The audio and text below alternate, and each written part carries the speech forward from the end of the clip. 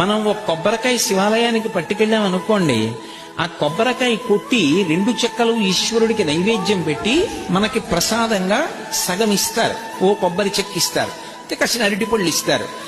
ఇస్తే వాటిని తిన్నగా ఇంటికి తెచ్చుకోకూడదు. శివుడి యొక్క నిర్మాల్యాన్ని, ప్రసాదాన్ని విడిచిపెట్టేయకూడదు.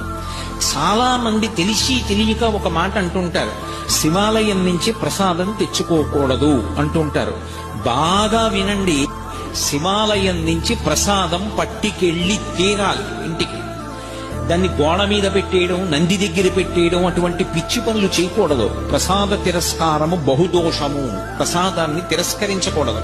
అందుకే అన్నవరం సత్యనారాయణ స్వామి కథలో ప్రసాదాన్ని తీసుకోకుండా ఆ పిల్ల భర్తని చూడ్డానికి వెడితే పడవ మునిగిపోతుంది.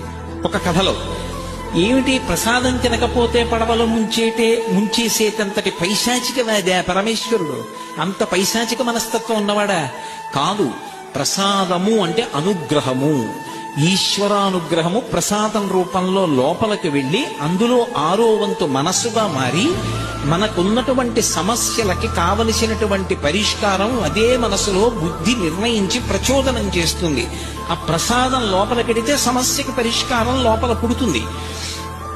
అలా ఆ ప్రసాదము ఈశ్వరానుగ్రహము కనుక ఎవరు